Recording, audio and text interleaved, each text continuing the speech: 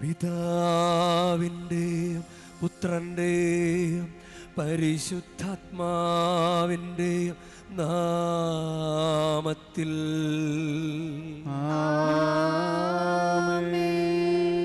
നമ്മുടെ കർത്താവായ യേശുക്രിസ്തുവിൻ്റെ കൃപയും പിതാവായ ദൈവത്തിൻ്റെ സ്നേഹവും പരിശുദ്ധാത്മാവിൻ്റെ സംസർഗവും നിങ്ങളോടു കൂടെ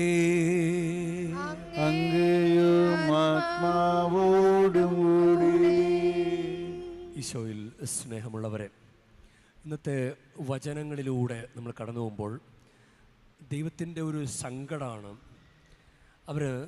ജനം ദൈവത്തെ അനുസരിക്കുന്നില്ല.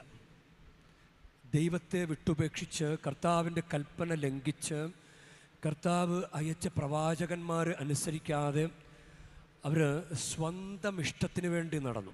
തന്നിഷ്ടം പോലെ നടന്നു എന്ന് പറയുക. തന്നിഷ്ടം പോലെ ഓരോരുത്തർ വിചാരിക്കുന്ന പോലെയൊക്കെ ചെയ്തു.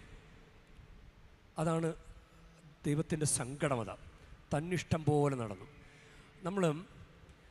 നമുക്ക് തന്നിട്ടുള്ള വലിയ അനുഗ്രഹങ്ങളാണ് നമ്മുടെ ഈ പരിശുദ്ധ കുർബാന അർപ്പണം, കുർബാന സ്വീകരണം, കുംഭസാരം, വിശുദ്ധ ഗ്രന്ഥ പഠനം, നമ്മൾ വ്യക്തിപരമായിട്ട് പ്രാർത്ഥന. ഇതൊക്കെ ദൈവം നമുക്ക് തന്നിട്ടുള്ള, ദൈവത്തോട് അടുത്ത് നിൽക്കാൻ വേണ്ടിയിട്ട് തന്നിട്ടുള്ള അനുഗ്രഹങ്ങളാണ്. പക്ഷെ നമ്മൾ പലപ്പോഴും ഇതൊന്നും അല്ല ചെയ്യുന്നത്. നമ്മുടെ ഇഷ്ടത്തിനനുസരിച്ച് പല കാര്യങ്ങളൊക്കെ അങ്ങനെ നിരൂപിച്ചങ്ങ് ചെയ്യുക. അതാണ് നമ്മളൊന്ന് ചിന്തിച്ച്, ദൈവമേ, ഞാൻ അങ്ങയുടെ ഇഷ്ടത്തിനനുസരിച്ചാണോ പ്രവർത്തിക്കുന്നത്? അങ്ങ് പറഞ്ഞ കാര്യങ്ങളാണോ ഞാൻ ചെയ്തിട്ടുള്ളത്? അല്ലെങ്കിൽ എനിക്ക് എൻ്റെ ഇഷ്ടത്തിനുള്ള ചില ഇല്ലാത്ത നേർച്ചകളൊക്കെ ഉണ്ടാക്കി അത് ചെയ്ത് അങ്ങനെ പറഞ്ഞ് ഇങ്ങനെ പറഞ്ഞ് അങ്ങനെ ചെയ്ത്, ഇതൊക്കെയാണ് നമ്മുടെ ഒരു തൃപ്തി. ദൈവം പറയുന്നത് ചെയ്യുക. അപ്പോൾ ദൈവത്തിന് നമ്മോടൊരു തൃപ്തി ഉണ്ടാകും. ഈ പരിശുദ്ധ ബലി അർപ്പിക്കുമ്പോൾ കർത്താവിന്, സ്വർഗത്തിൽ നിന്ന് കർത്താവ് നമ്മളെ നോക്കിക്കാണുന്നുണ്ട്. നമുക്കൊരു അനുഗ്രഹം ലഭിക്കത്തക്ക വിധത്തിൽ ദൈവത്തിൻ്റെ മുമ്പിൽ നിന്ന് കൊടുക്കാൻ സാധിക്കട്ടെ. ഒരു മണിക്കൂർ, അതൊരു പരീക്ഷണമാണ്. 1 മണിക്കൂർ സമയം, അത് തന്നെ മതി കർത്താവിൻ്റെ ഇഷ്ടം പിടിച്ചു പറ്റാൻ. നമ്മുടെ ജീവിതത്തിൽ വന്നു പോയിട്ടുള്ള തെറ്റുകുറ്റങ്ങളും അയോഗ്യതകളും നമുക്ക് ഏറ്റുപറയാം. സഹോദരരെ, ദിവരഹസ്യങ്ങൾ കൊണ്ടാടുന്നതിന് നാം യോഗ്യരാകേണ്ടതിന് നമ്മുടെ പാപങ്ങൾ ഏറ്റുപറയാ. സർവശക്തനായ ദൈവത്തോടും സഹോദരരെ നിങ്ങളോടും ഞാൻ ഏറ്റുപറയുന്നു. എന്തെന്നാൽ വിചാരത്താലും വാക്കാലും പ്രവൃത്തിയാലും ഉപേക്ഷയാലും ഞാൻ വളരെയേറെ പാപം ചെയ്തു പോയി. എൻ്റെ പിഴ, എൻ്റെ പിഴ, എൻ്റെ വലിയ പിഴ.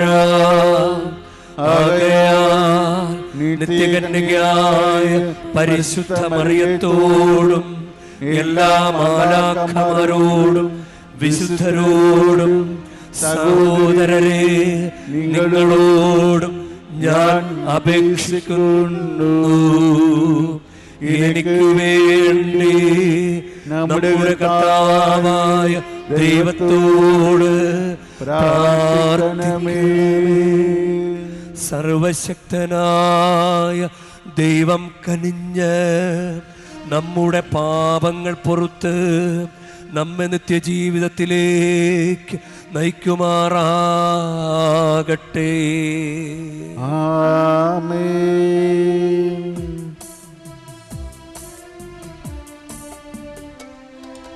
കർത്താവേ കനിയണമേ, കർത്താവേ കനിയണമേ,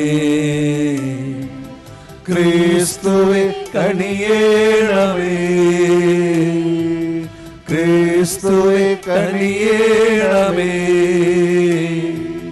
കർത്താവേ കനിയണമേ.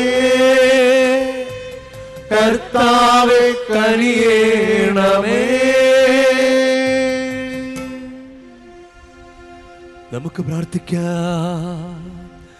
ദൈവമേ, പരിപൂർണമായി മപ്പ് നൽകുന്നതിലും കരുണ കാണിക്കുന്നതിലുമാണല്ലോ അങ്ങ് ശക്തിമഹാത്മ്യം അങ്ങ് പ്രകടമാക്കുന്നത്. ഞങ്ങളുടെ മേൽ അങ്ങ് കൃപ വർത്തമാനമാക്കണമേ. അങ്ങനെ അങ്ങേ വാഗ്ദാനങ്ങളിലേക്ക് ഓടിയണഞ്ഞ് സ്വർഗീയ നന്മകളിൽ പങ്കാളികളാകാനിടയാക്കണമേ.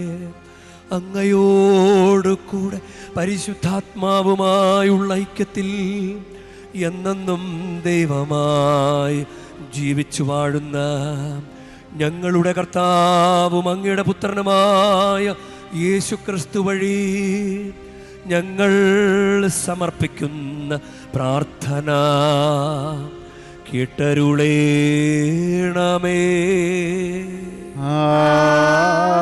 ആമേൻ. ബറൂക്ക് പ്രവാചകന്റെ പുസ്തകത്തിൽ നിന്ന്. നീതി നമ്മുടെ ദൈവമായ കർത്താവിൻ്റേതാണ്. യൂദയയിലെ ജനവും ജെറുസലേം നിവാസികളും നമ്മുടെ രാജാക്കന്മാരും പ്രഭുക്കന്മാരും പുരോഹിതന്മാരും പിതാക്കന്മാരും ഉൾപ്പെടെ ഞങ്ങളെല്ലാവരും ഇന്നുവരെ ലജ്ജിതരാണ്. എന്തെന്നാൽ കർത്താവിൻ്റെ സന്നിധിയിൽ ഞങ്ങൾ പാപം ചെയ്തു. ഞങ്ങൾ അവിടുത്തെ അനുസരിച്ചില്ല.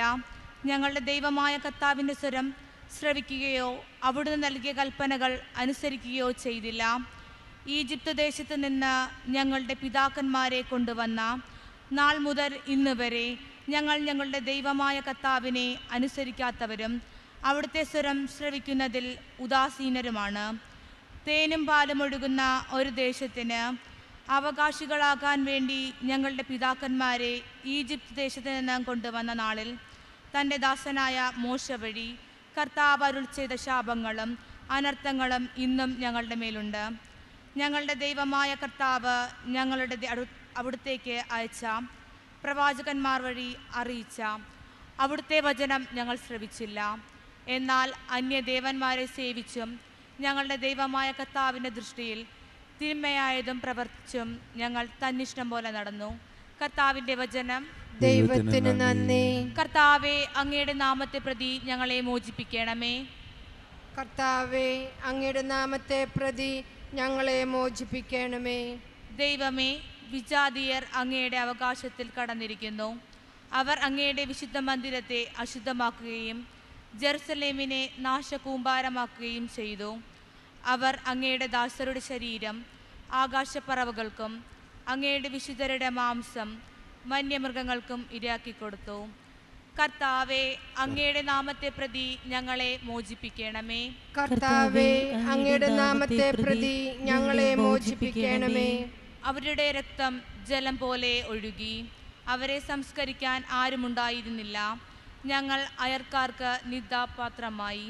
ചുറ്റുമുള്ളവർ ഞങ്ങളെ പരിഹസിക്കുകയും അധിക്ഷേപിക്കുകയും ചെയ്തു. കർത്താവേ, അങ്ങയുടെ നാമത്തെ പ്രതി ഞങ്ങളെ മോചിപ്പിക്കണമേ. കർത്താവേ, അങ്ങയുടെ നാമത്തെ പ്രതി ഞങ്ങളെ മോചിപ്പിക്കണമേ. ഞങ്ങളുടെ പൂർവികന്മാരുടെ അകൃത്യങ്ങൾ ഞങ്ങൾക്കെതിരായി ഓർക്കരുതേ. അങ്ങയുടെ കൃപ അതിവേഗം ഞങ്ങളുടെ മേൽ ചൊരിയണമേ. ഞങ്ങളുടെ രക്ഷയായ ദൈവമേ, അങ്ങയുടെ നാമത്തിൻ്റെ മഹത്വത്തെ പ്രതി ഞങ്ങളെ സഹായിക്കണമേ. അങ്ങയുടെ നാമത്തെ പ്രതി ഞങ്ങളെ മോചിപ്പിക്കുകയും ഞങ്ങളുടെ പാപങ്ങൾ പൊറുക്കുകയും ചെയ്യണമേ. കർത്താവേ, അങ്ങയുടെ നാമത്തെ പ്രതി ഞങ്ങളെ മോചിപ്പിക്കണമേ. കർത്താവേ, അങ്ങയുടെ നാമത്തെ പ്രതി ഞങ്ങളെ മോചിപ്പിക്കണമേ.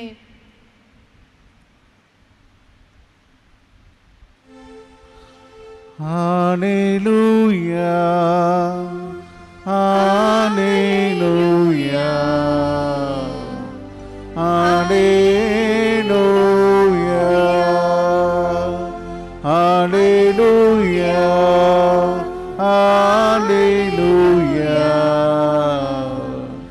ഹല്ലേലൂയ,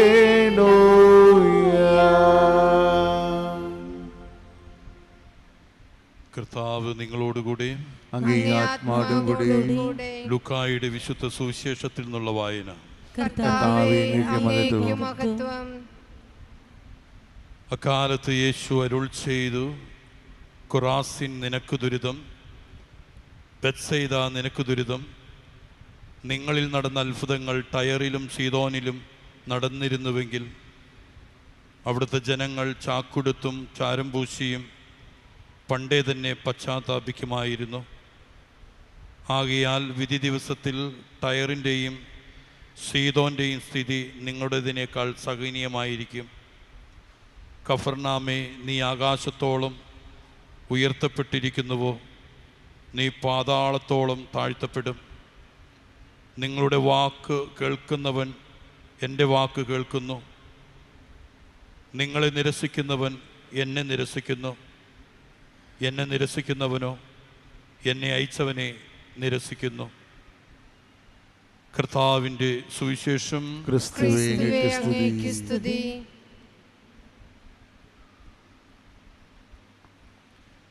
ഈശോയിൽ സ്നേഹമുള്ളവരെ, ഈ നാളുകളിൽ നല്ലൊരു ഗായികയ്ക്ക്, മലയാളത്തിലൊരു ഗായികയ്ക്ക് മറ്റൊരു സംസ്ഥാനത്തിൻ്റെ ഒരു വളരെ പ്രധാനപ്പെട്ടൊരു ബഹുമതി ലഭിച്ചു. അപ്പോൾ അവരുടെ വർത്തമാനം ഞാൻ ശ്രദ്ധിച്ചത് എന്നെ വളരെയധികം സന്തോഷപ്പെടുത്തി. അവർ പറഞ്ഞത്, ഇത് എൻ്റെ കഴിവല്ല, ഇത് ഞാൻ ഇങ്ങനൊരു ബഹുമതിയിലേക്ക് എത്തിച്ചേരുന്നതിന് കുറേ പേരുടെ സഹായമുണ്ട്. പ്രധാനമായും മാതാപിതാക്കൾ, അവരും ഗായകരാണ്.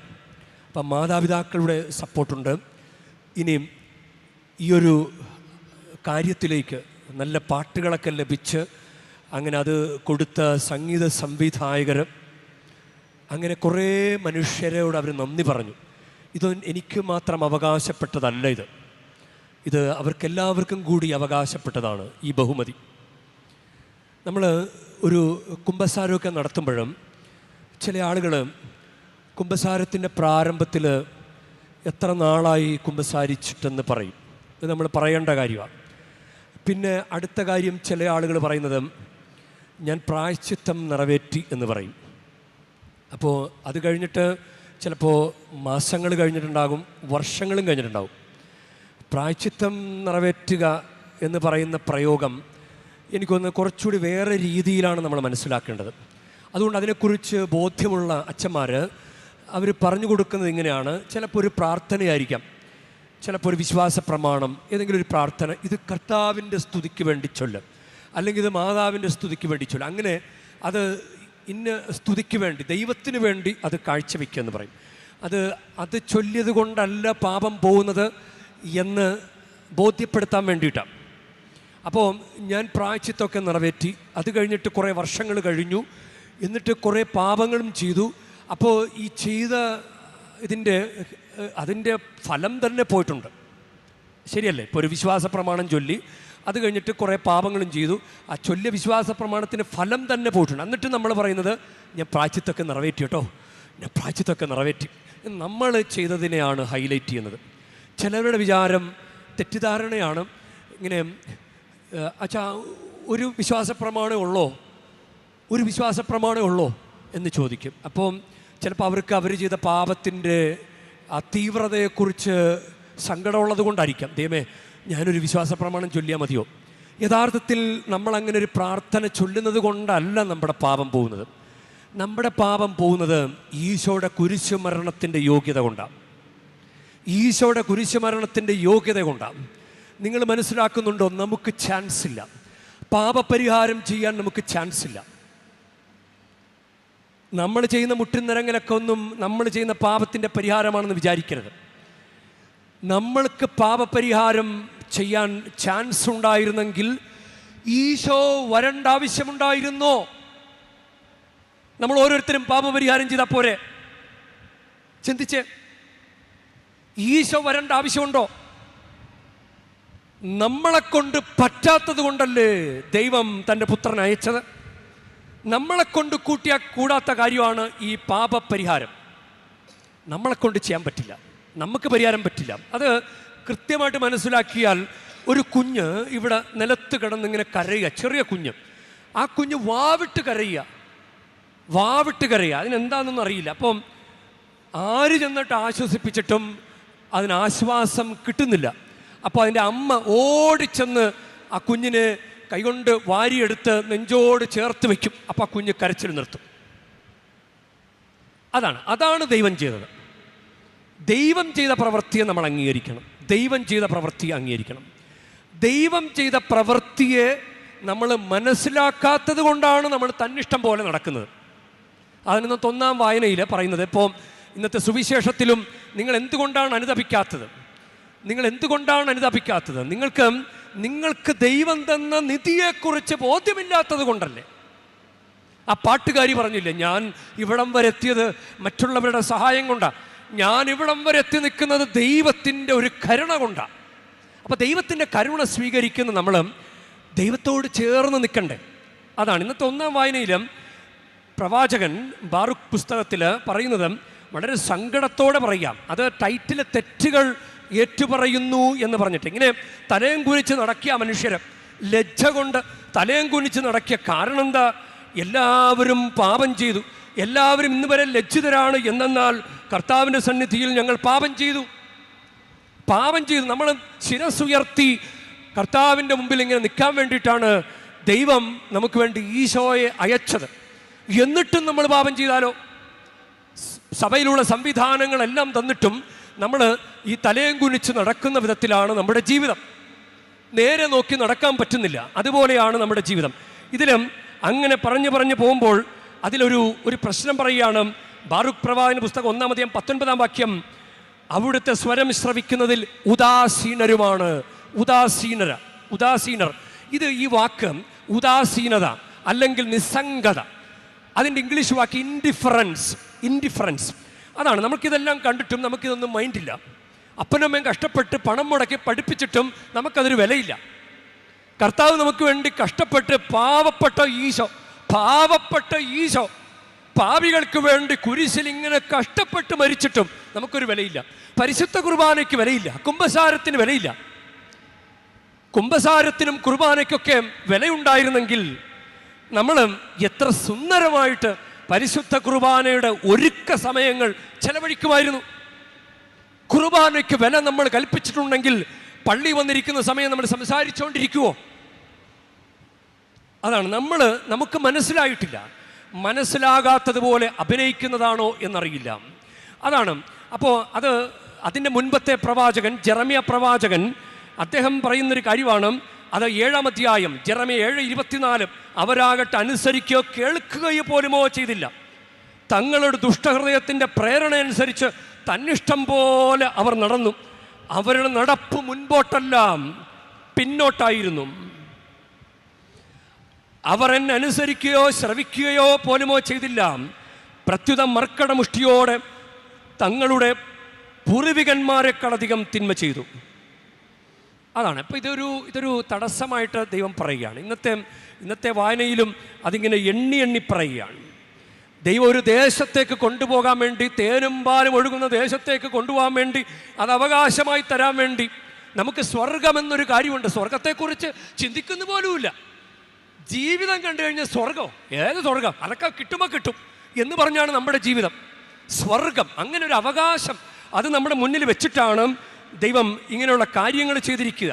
സ്വർഗം ഒരു അവകാശം പോലെ നമുക്ക് തരാൻ, തേനും പാലും ഒഴുകുന്ന ഒരു ദേശത്തിന് അവകാശികളാക്കാൻ വേണ്ടി തങ്ങളുടെ പിതാക്കന്മാർ ഈജിപ്ത് ദേശത്ത് നിന്ന് കൊണ്ടുവന്ന നാളിൽ തൻ്റെ ദാസനായ മോശ വഴി കർത്താവ് അരുളി ചെയ്ത ശാപങ്ങളും അനർത്ഥങ്ങളും ഇന്നും ഞങ്ങളുടെ മേൽ ഉണ്ട്.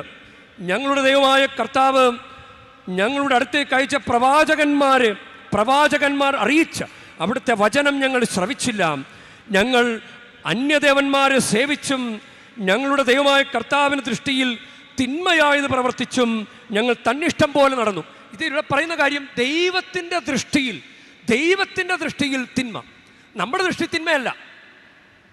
വ്യഭിചാരം നമ്മുടെ ദൃഷ്ടി തിന്മയേ അല്ല. വിവാഹ ഉടമ്പടി, കർത്താവിൻ്റെ മുമ്പിൽ വിവാഹ ഉടമ്പടി എടുത്തിട്ട് വിവാഹ ഉടമ്പടി വളരെ നൈസായിട്ട് ലംഘിച്ച് ജീവിക്കുന്നു. നമ്മുടെ ദൃഷ്ടിയിൽ അത് തെറ്റേ അല്ല. ദൈവത്തിൻ്റെ ദൃഷ്ടിയിലാണ്. ദൈവത്തിൻ്റെ ദൃഷ്ടിയിലൂടെ കാണൂ. നമ്മുടെ ദൃഷ്ടിയിലൂടെ അല്ല കാര്യങ്ങൾ കാണേണ്ടത്. പലതും, പ്രത്യേകിച്ച് ആത്മീയ കാര്യങ്ങൾ നമ്മുടെ ദൃഷ്ടിയിലൂടെ അല്ല കാണേണ്ടത്. ഇത് നമ്മുടെ ജീവിതത്തെ ബാധിക്കുന്നൊരു കാര്യമാണ്. ജീവിതത്തെ മുഴുവനായിട്ട് ബാധിക്കുന്നൊരു കാര്യമാണ്. ഞാൻ ഒന്ന് പെട്ടെന്നൊന്ന് ഒരു തിന്മ, ചിലപ്പോൾ ഒരു വ്യഭിചാരം ഇന്നത്തെ സുവിശേഷത്തിൽ പറയുന്ന കാര്യമാണല്ലോ. നിന്നോട് ചെയ്ത അനുഗ്രഹങ്ങൾ, നിനക്കൊരു കുടുംബജീവൻ തന്നിട്ട് നീ നിന്റെ ജീവിത പങ്കാളിയെ വഞ്ചിച്ച് നീ നടക്കുക. എത്രയോ മക്കൾ കർത്താവേ ഒരു കുടുംബജീവിതം താന്ന് പറഞ്ഞ് കരഞ്ഞ് പ്രാർത്ഥിച്ചുകൊണ്ട് നടക്കുന്നു. നിനക്ക് കുടുംബജീവിതത്തിൽ മക്കളെ തന്നിട്ടും നീ ദൈവത്തിന് ഇഷ്ടമില്ലാത്ത രീതിയിൽ നീ നടന്നു, ദുർമാതൃക കാണിച്ച് നടന്നു. എത്രയോ മക്കളും കുഞ്ഞുങ്ങളില്ലാതെ കരയുന്നു. നിനക്ക് തന്ന അനുഗ്രഹം അവർക്ക് കൊടുത്താൽ മതിയായിരുന്നു. നിനക്ക് തന്ന കുടുംബജീവിതം അവർക്ക് കൊടുത്താൽ മതിയായിരുന്നു. നിനക്ക് തന്ന മക്കളെ അവർക്ക് കൊടുത്താൽ മതിയായിരുന്നു. നിനക്ക് തന്നിട്ട് നീ പ്രയോജനപ്പെടുത്തിയോ? അങ്ങനെ ചോദിച്ചാൽ എന്ത് ചെയ്യും? അങ്ങനെ ചോദിച്ചാൽ എന്ത് ചെയ്യും? അപ്പം ഒരു വ്യഭിചാരം ചെയ്യുന്ന ഒരാൾ, അതായത് അയാളുടെ ഫിസിക്കൽ ആസ്പെക്റ്റ്, ഒരു 6 ആസ്പെക്റ്റിനെ കുറിച്ച് പെട്ടെന്നൊന്ന് പറഞ്ഞു പോവാം, അതിൻ്റെ തീവ്രത മനസ്സിലാക്കാൻ വേണ്ടിയിട്ടാണ്.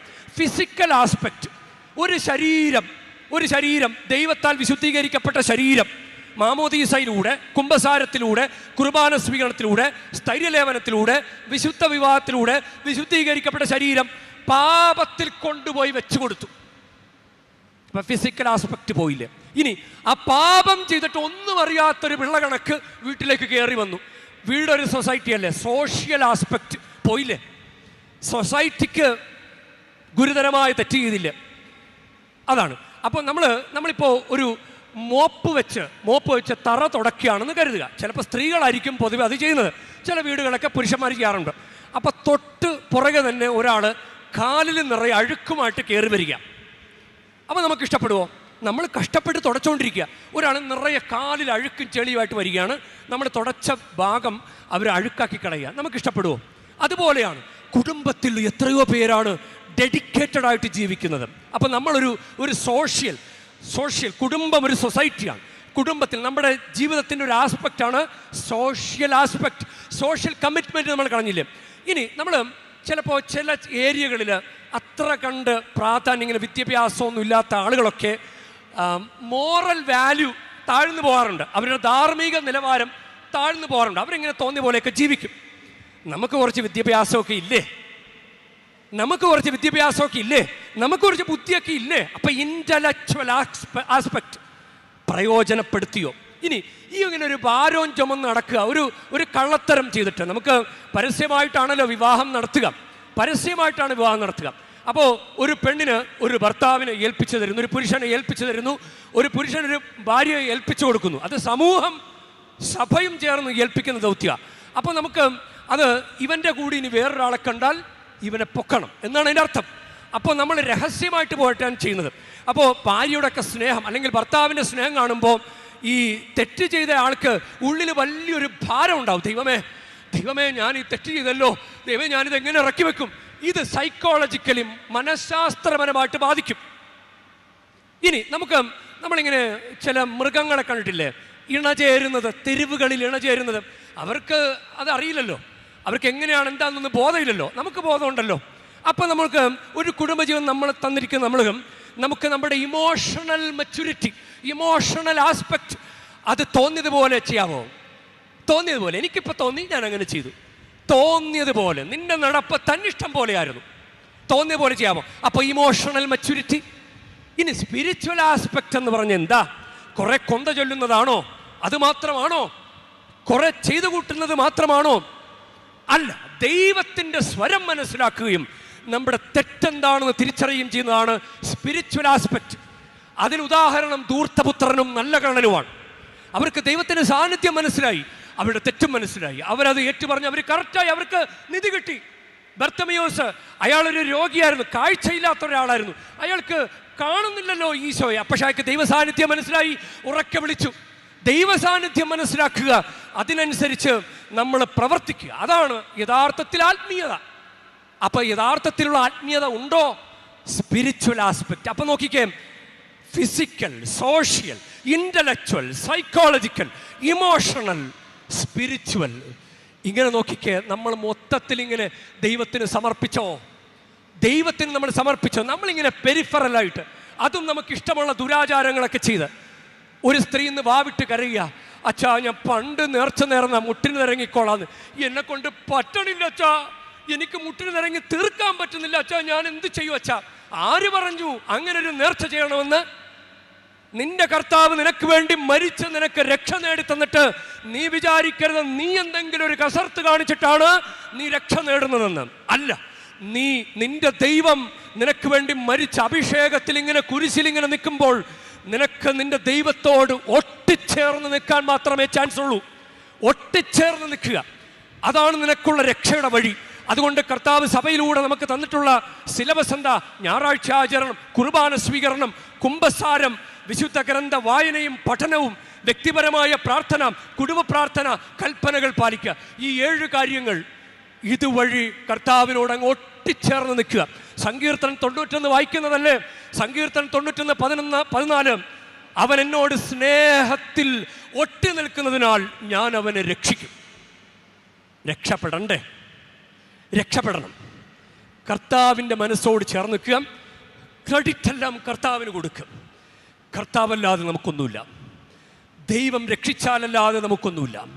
ദൈവം നൽകിയാലല്ലാതെ ഒന്നും നമുക്കില്ല. ഒന്നും പിടിച്ചു വാങ്ങാൻ പറ്റില്ല. അതുകൊണ്ട് എളിമപ്പെട്ട് കർത്താവിൻ്റെ കൂടെ, കർത്താവിൻ്റെ ഇഷ്ടത്തിനനുസരിച്ച്, നമ്മുടെ തന്നിഷ്ടം പോലെ അല്ല, തന്നിഷ്ടം പോലെ. അതിൻ്റെ ട്രാൻസ്ലേഷൻ അവരുടെ ഹൃദയത്തിൻ്റെ വിചാരങ്ങളനുസരിച്ച് അവർ പോയി എന്നാണ് പറയാം. അവർക്ക് തോന്നിയതുപോലെയൊക്കെ ചെയ്തു. അങ്ങനെയല്ല, കർത്താവിൻ്റെ കൂടെ അങ്ങനെ ജീവിക്കാൻ നമുക്ക് സാധിക്കട്ടെ. അതിനുള്ള കൃപയ്ക്ക് വേണ്ടി നമുക്ക് പ്രത്യേകം പ്രാർത്ഥിക്കാം. ഇത് വളരെ ദുർഘടം പിടിച്ചാണ്, നിസ്സാരമല്ല. അതുകൊണ്ട് ദൈവത്തിൻ്റെ കരുണ നമുക്ക് ചോദിക്കാം. പ്രലോഭനങ്ങളിലൊക്കെ വീണു പോകാൻ സാധ്യതയുണ്ട്, തെറ്റ് ചെയ്യാൻ സാധ്യതയുണ്ട്. നമ്മൾ പരിശീലനം നേടി വന്നവർ പോലും വഴിയരികിൽ പറയുന്നവരുടെ വാക്യങ്ങൾ കേട്ട ദുരാചാരങ്ങൾ ചെയ്തു പോകുന്നു. ഞങ്ങൾക്കറിയില്ലായിരുന്നു അച്ഛാ, അത് ചെയ്തു പോയച്ഛാ. അപ്പോൾ ഇവിടെ ദൈവത്തിൻ്റെ ഒരു സ്വരമുണ്ടാകാൻ, ദൈവത്തിൻ്റെ ഹിതം മനസ്സിലാക്കാനുള്ള കഴിവ്, അതിനുവേണ്ടി നമുക്ക് പ്രത്യേകം പ്രാർത്ഥിക്കാം. ഈ വഴി ഞാൻ തളരാതെ നീങ്ങാനായി, ഈ വഴി ഞാൻ തളരാതെ നീങ്ങാനായി നീ വരേണേ ജീവനായി, ജീവനേകും ഭോജ്യമായി പിരിയാതെ എൻ നാഥനെ ഉള്ളിൽ വാഴണമേ. പരിശുദ്ധമ്മേ, അമ്മൊരു വാക്ക് പറഞ്ഞു. ഇതാ കർത്താവിൻ്റെ ദാസി, നിന്റെ വാക്കിന് നിറവേറട്ടെന്നൊരു വാക്ക് പറഞ്ഞു.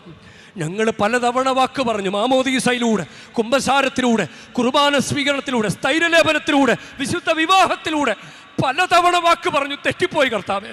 പരിശുദ്ധമ്മയെപ്പോലെ വിട്ടുകളയാതെ കർത്താവിനെ കൊണ്ടു നടക്കാനുള്ള കൃപ ഞങ്ങൾക്ക് നൽകണമേ. ആമേൻ.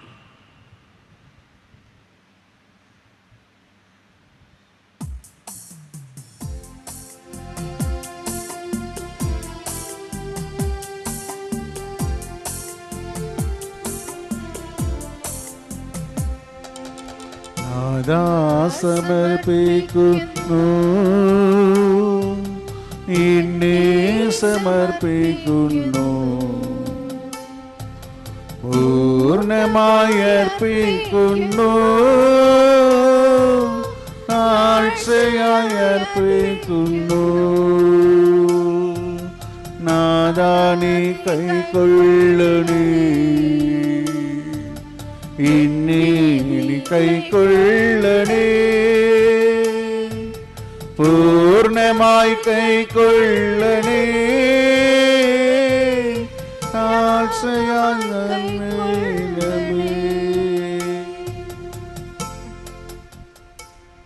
പ്രിയ സഹോദരരെ, എൻ്റെയും നിങ്ങളുടെയും ബലി സർവശക്തനും പിതാവുമായ ദൈവത്തിന് സ്വീകാര്യമാകുവാൻ വേണ്ടി നിങ്ങൾ പ്രാർത്ഥിക്കുവൻ. നമ്മുടെയും അവിടുത്തെ തിരുസഭ മുഴുവന്റെയും നന്മയ്ക്കുമായി അങ്ങേ കരങ്ങളിൽ നിന്ന് ഈ ബലി സ്വീകരിക്കുമാറാകട്ടെ. കാരുണ്യവാനായ ദൈവമേ, ഞങ്ങളുടെ അർപ്പണം അങ്ങേക്ക് സ്വീകാര്യമാകുന്നതിനും അതുവഴി സകല അനുഗ്രഹങ്ങളുടെയും ഉറവിടം ഞങ്ങൾക്കായി തുറക്കപ്പെടുന്നതിനും ഇടയാക്കണമേ. ഞങ്ങളുടെ കർത്താവായ ക്രിസ്തു വഴി ഞങ്ങൾ സമർപ്പിക്കുന്ന പ്രാർത്ഥന കേട്ടരുളേണമേ.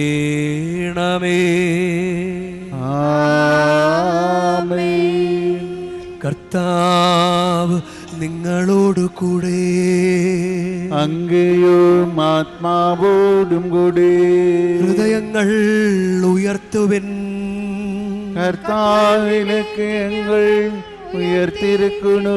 നമ്മുടെ കർത്താവായ ദൈവത്തിന് നന്ദി പ്രകാശിപ്പിക്കാം. അത് വിജിതവും ന്യായമന്ത്രി.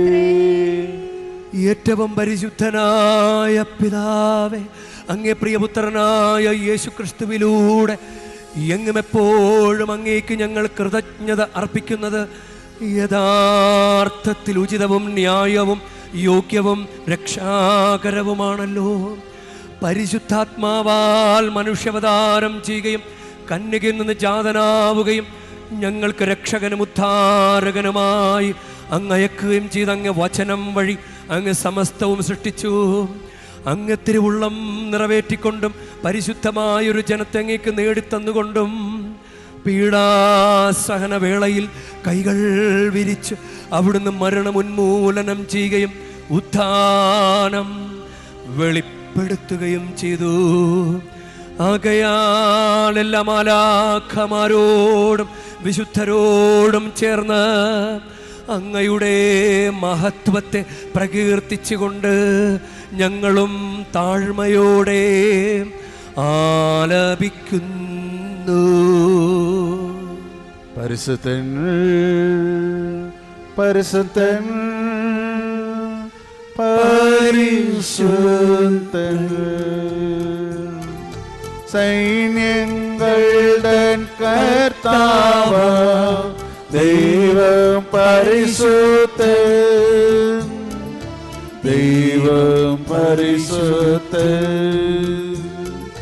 നിരുപമങ്ങേ മഹിമകളാവും നിറഞ്ഞുമതും വിണ്ടതും ഹോസാന ഹോസാന അത്യുന്നതങ്ങളിൽ ഹോസാന കർത്താവിൻ തിരുനാമത്തിൽ വരുവോരേക്കും ധന്യരുമായി ഹോസാന ഹോസാന അത്യുന്നതങ്ങളിൽ ഹോസാന.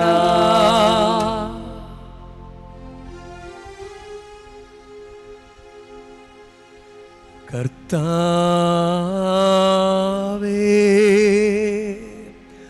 സർവവിശുദ്ധിയുടെ ഉറവിടമായ അങ്ങ് സത്യമായും പരിശുദ്ധൻ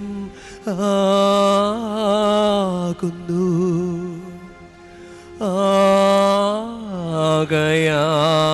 ആകയാൽ അങ്ങേ ആത്മാവാൽ മഞ്ഞുകണം പോലെ ഈ കാണിക്കകൾ പവിത്രമാക്കണമേ. അങ്ങനെ ഞങ്ങൾക്കായി ഇവ ഞങ്ങളുടെ കർത്താവായ യേശു ക്രിസ്തുവിൻ്റെ ശരീരവും രക്തവുമായി തീരുമാറാകട്ടെ. അവിടുന്ന് ഒറ്റിക്കൊടുക്കപ്പെട്ട് സോമനസാലെ പീഡകൾ സഹിച്ചപ്പോൾ അപ്പമെടുത്ത് കൃതജ്ഞത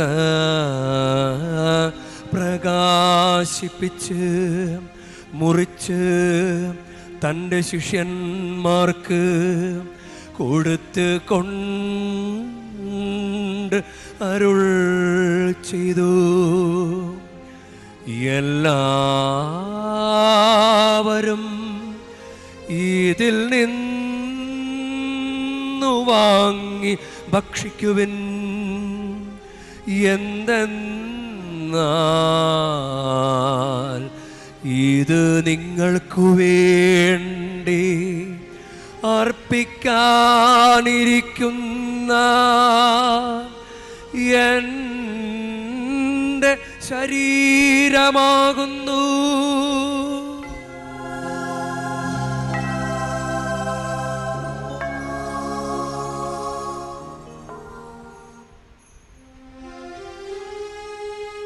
അപ്രകാരം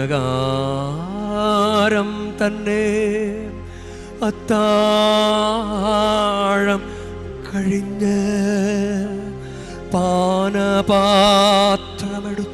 വീണ്ടും അങ്ങേക്ക് കൃതജ്ഞത പ്രകാശിപ്പിച്ച് തൻ്റെ ശിഷ്യന്മാർക്ക് കൊടുത്ത് കൊണ്ട് അരുൾ ചെയ്തു, എല്ലാവരും വാങ്ങി ഇതിൽ നിന്ന് കുടിക്കുവിൻ. എന്തെന്നാൽ ഇത് നിങ്ങൾക്ക് വേണ്ടിയും അനേകർക്കു വേണ്ടിയും പാപമോചനത്തിനായി ചിന്തപ്പെടാനിരിക്കുന്ന എൻ്റെ രക്തത്തിൻ്റെ നവീനവും സനാതനവുമായ ഉടമ്പടിയുടെ പാനപാത്രമാകുന്നു. ഇതു നിങ്ങൾ എൻ്റെ ഓർമ്മയ്ക്കായി ചെയ്യുവിൻ.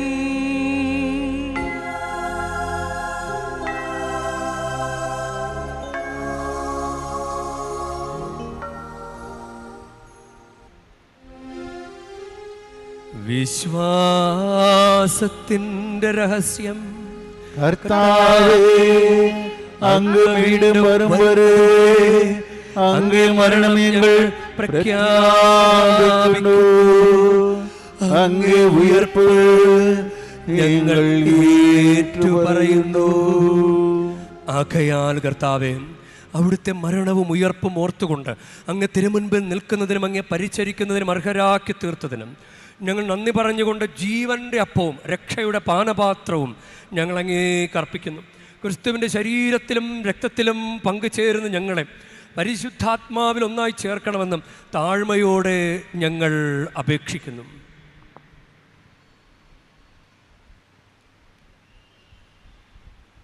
കർത്താവെ, ലോകമെങ്ങും വ്യാപിച്ചു കിടക്കുന്ന അങ്ങേ സഭയെ ഓർക്കണമേ. ഞങ്ങളുടെ ലിയോ പാപ്പയോടും രൂപതാധ്യക്ഷനായ സഹായരാജ് മെത്രാനോടും വൈദിക ഗണത്തോടുമൊത്ത് സഭയെ അങ്ങ് സ്നേഹത്തിൻ്റെ പൂർണ്ണതയിൽ എത്തിക്കണമേ. ഉയർപ്പിൻ്റെ പ്രത്യാശയോടെ നിദ്രകൊള്ളുന്ന ഞങ്ങളുടെ സഹോദരങ്ങളെയും അങ്ങേ കാരുണ്യത്തിൽ മരണമടഞ്ഞ സകലരെയും അങ്ങ് ഓർക്കുകയും അങ്ങേ മുഖത്തിൻ്റെ പ്രകാശത്തിലേക്ക് അവരെ സ്വീകരിക്കുകയും ചെയ്യണമേ. ഞങ്ങളെല്ലാവരിലും കണിയണമെന്ന് ഞങ്ങൾ പ്രാർത്ഥിക്കുന്നു. അങ്ങനെ ദൈവമാതാവായ പരിശുദ്ധ കന്യക മറിയത്തോടും ആ കന്യകയുടെ ഭർത്താവായ ഭാഗ്യപ്പെട്ട യൗസേപ്പിനോടും അനുഗ്രഹീതരായ അപ്പോസ്തലന്മാരോടും കാലാകാലങ്ങളിൽ അങ്ങേ പ്രസാദിപ്പിച്ച സകല വിശുദ്ധരോടുമൊത്ത് നിത്യജീവനിൽ പങ്കുചേരുവാൻ ഞങ്ങളെ അർഹരാക്കുകയും അങ്ങേ പുത്രനായ യേശുക്രിസ്തു വഴി ഞങ്ങൾ അങ്ങേ സ്തുതിക്കുകയും മഹത്വപ്പെടുത്തുകയും ചെയ്യുമാറാകട്ടെ.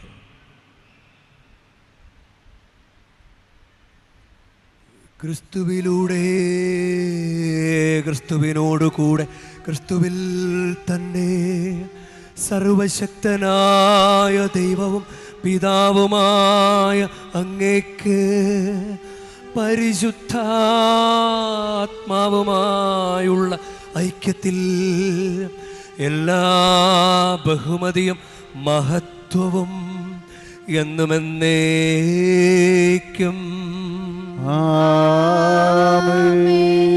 നമുക്ക് എഴുന്നേൽക്കാം. നമ്മുടെ കർത്താവ് കൽപ്പിച്ചതും പഠിപ്പിച്ചതും അനുസരിച്ച് നമുക്കൊന്ന് ചേർന്ന് സ്നേഹത്തോടെ പ്രാർത്ഥിക്കാം. സ്വർഗസ്ഥനായ ഞങ്ങളുടെ പിതാവേ, അങ്ങേ നാമം പൂജിതമാകണമേ, അങ്ങേ രാജ്യം വരണമേ, അങ്ങേ തിരുമനസ് സ്വർഗത്തിലെ പോലെ ഭൂമിയിലുമാകണമേ.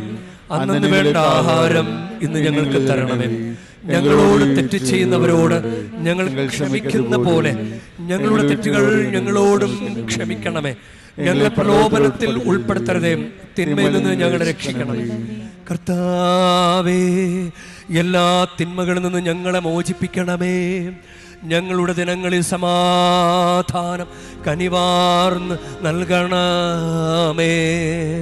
അനുഗ്രഹപൂർണമായ പ്രത്യാശയും ഞങ്ങളുടെ രക്ഷകനായ യേശുക്രിസ്തുവിൻ്റെ ആഗമനവും പ്രതീക്ഷിച്ചുകൊണ്ട് അങ്ങേ കരുണയുടെ സഹായത്താൽ ശക്തി പ്രാപിച്ചു ഞങ്ങളെപ്പോഴും പാപത്തിൽ നിന്ന് മോചിതരാവുകയും എല്ലാ വിപത്തുകളിൽ നിന്ന് സുരക്ഷിതരാവുകയും ചെയ്യുമാറാകട്ടെ.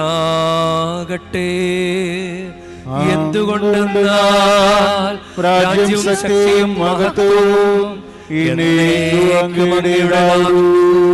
സമാധാനം ഞാൻ നിങ്ങൾക്ക് നൽകുന്നു, എൻ്റെ സമാധാനം നിങ്ങൾക്ക് ഞാൻ തരുന്നുവെന്ന് അങ്ങ് അപ്പോസ്തലന്മാരോട് അരുൾ ചെയ്ത കർത്താവായ യേശുക്രിസ്തുവേ, ഞങ്ങളുടെ പാപങ്ങളല്ല പിന്നെയോ അങ്ങേ സഭയുടെ വിശ്വാസം തൃക്കൺ പാർത്ത് അങ്ങേ തിരുവുള്ളമനുസരിച്ച് സഭയ്ക്ക് സമാധാനവും ഐക്യവും നൽകുവാൻ കനിയണമേ. എന്നെന്നും ജീവിക്കുകയും വാഴുകയും ചെയ്യുന്ന അങ്ങ് ഈ പ്രാർത്ഥന കേട്ടരുളേണമേ.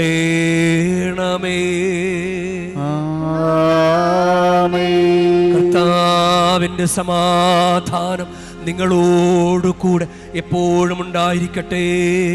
അങ്ങയും ആത്മാവോടും കൂടി നിങ്ങൾ പരസ്പരം സമാധാനം ആശംസിക്കുവിൻ. ലോകത്തിന്റെ പാപങ്ങൾ നീക്കുന്ന ദിവ്യകുഞ്ഞാണേ, എങ്ങളിൽ കണ്ണിനമേയും ലോകത്തിന്റെ പാപങ്ങൾ നീക്കുന്ന ദിവ്യകുഞ്ഞാണേ, എങ്ങളിൽ കണ്ണിനമേയും ലോകത്തിന്റെ പാപങ്ങൾ നീക്കുന്ന ദിവ്യകുഞ്ഞാണേ, എങ്കിൽ സമാധാനമേ.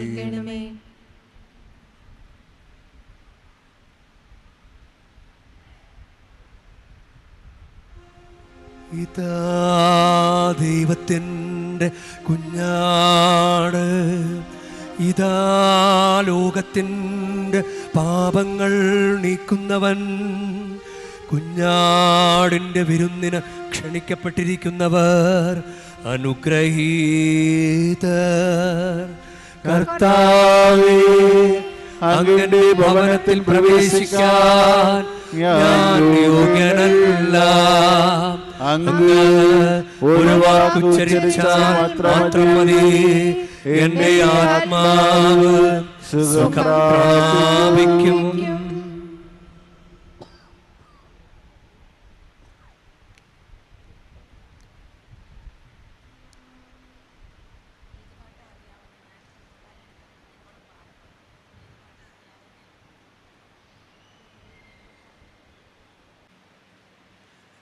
നമുക്ക് പ്രാർത്ഥിക്കാം.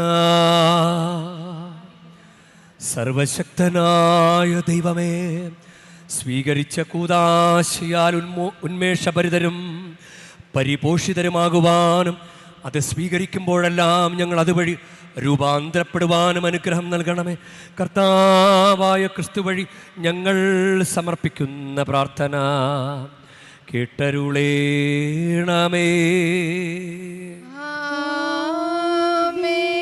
കർത്താവ് നിങ്ങളോടു കൂടെ, അങ്ങേ ആത്മാവോടും കൂടെ. പരിശുദ്ധ വേളാങ്കണ്ണി മാതാവിനോടുള്ള അനുഗ്രഹ പ്രാർത്ഥനയ്ക്കായി ശിരസ് നമിക്കാം.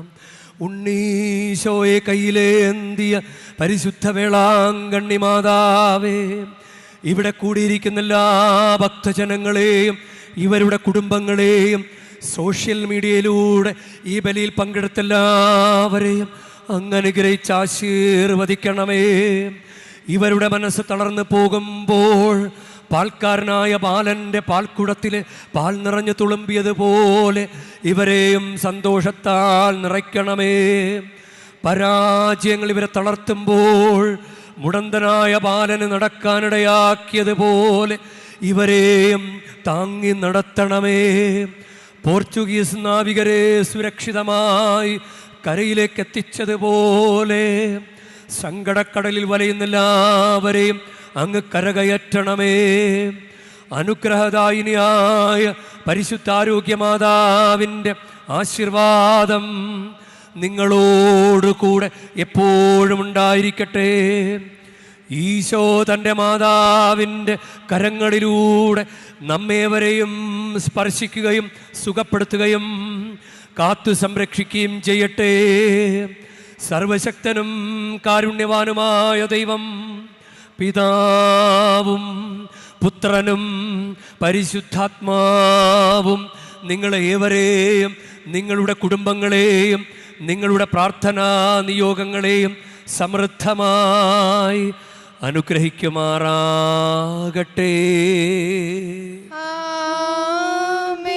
ക്രിസ്തുവിൻ്റെ സ്നേഹത്തിലും സമാധാനത്തിലും പോകുവിൻ. ദിവ്യപൂജ സമാപിച്ചു. ദൈവത്തിനു നന്ദി.